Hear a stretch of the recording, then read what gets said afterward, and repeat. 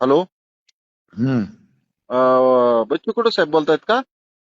हा, कोण आपण? साहेब नमस्कार, मी प्रतीक कदम पाटील बोलतोय लोणीवरनं. हम्म. हम्म. साहेब ती दुपारी तुम्ही वक्तव्य केलं होतं नामदार विखे पाटील साहेबांबद्दल. हम्म. साहेब ते थोडंसं चुकीचं वक्तव्य झालं, तुम्हाला असं वाटत नाही का?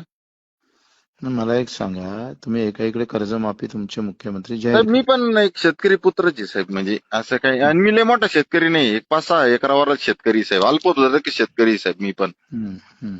पण साहेब त्यांनी शेतकऱ्यांचे, तुम्हाला सांगतो, एवढे कुटुंब दत्तक घेतले साहेब ज्यावेळेस. आम्ही त्याच्यापेक्षा 1000 घेतले. पण साहेब जसं तुम्ही 1 लाख रुपये मंजूर केले ना साहेब, की साहेबांची गाडी फोडल्या तर तुम्ही बक्षीस म्हणून 1 लाख रुपये मंजूर केले ना साहेब. हम्म. वैयक्तिक मी खूप लय म्हणजे सर्वसामान्य शेतकरी आहे साहेब. मी पण तीन तुम्ही लाख शेतकरी रुपये आज नाही, तुम्ही गुलाम आहे त्या विखे पाटलाचे. नाही नाही, गुलाम नाही साहेब, आम्ही हा. निष्ठावान त्यांचे कार्यकर्ते आहे आणि शेतकरी आहे हा, साहेब. ते मी पण पक्षाचेच निष्ठावून राहा तुम्ही आयुष्यभर. साहेब मी पण शेतकऱ्याचे तीन नको राहू. मी पण 3 लाख रुपये जाहीर केले. तुमची गाडी जर फोडली ना साहेब, मी पण हा, तीन लाख चालेल, रुपये द्या जाहीर द्या. केले. जाहीर करा. हा, केले केले साहेब, जाहीर केले. ठीक आहे, ठीक आहे. हो हो हो. आम्ही स्वीकारतो आव्हान तुमचं. नाही, मी पण तुमचं आव्हान स्वीकारलेलं आहे. विखे पाटलांवर आहे ना काहीच होऊ शकत नाही. ठीक ठीक.